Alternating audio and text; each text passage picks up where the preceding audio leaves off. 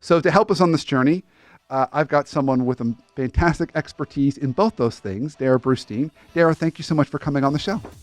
Thanks for having me, Brandon. Yeah, I'm so thrilled. So in a minute, I'm going to ask you to kind of share a little bit more about what you're up to with my listeners and even your journey that got you there, because I think your story is awesome. But before we do that, I want to list off all your many awesome, fantastic titles. Okay, so here we go. I asked Darrah, I said, which one of these? She's like, I don't know, as long as it's not disrespectful, whichever one you want to use. I think they're all great. So it's founder and CEO of Network Under 40, co-founder of Equitable Payments, author of Finance Whiz Kids, founder of the hashtag Give It Forward movement, contributor to Forbes on networking done right, etc. So really awesome, Darrah. Like you are busy. I stay full. You do stay full. Yeah, that's great. I like that much better than busy. I've been trying to do the same thing for me. So yeah, busyness tends to be a badge of honor, which I don't want to wear. I am trying to get rid of my badge as well. I love that. Yeah. But full is cool. Full is good. So tell us a little about kind of what does all this look like in your life today? Where are you finding yourself spending a lot of your time, and how'd you get there?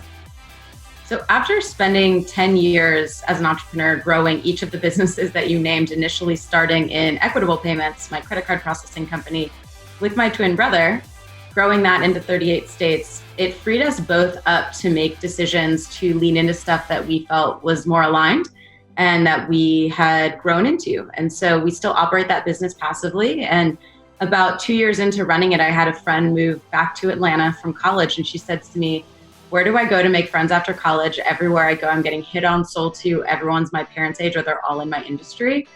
And I just kind of chuckled and was like, she's like, where can I go and meet people like that? And I was like, I don't think that place exists. But the thing I think I'm best at is connecting people. So that sounds fun. Why don't I just start it for you?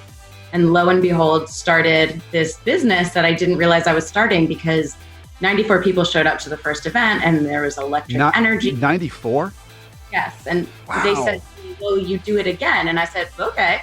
And so month after month, this just kept happening. And actually another host out of the same studio, Eric Holtzclaw, he, little did I know, showed up to one of my events and is an Inc. columnist and wrote about how networking events suck. That's a quote. But here's one that's doing it well, and pointed to our little dinky event in Atlanta at the time. And all of a sudden I was getting inundated with requests from people all over the world saying, well, this sounds really interesting. What are you doing? What's the secret sauce? How do we do this for ourselves? And I was like, well, it can't be that hard. So I would get on the phone with a lot of these people just to help them. And I heard back from many of them in the future saying that was actually really challenging and we couldn't figure it out. So at that point I was like, maybe I'm onto something here. And so really started doubling down on systemizing everything and growing, and we expanded into a few other cities.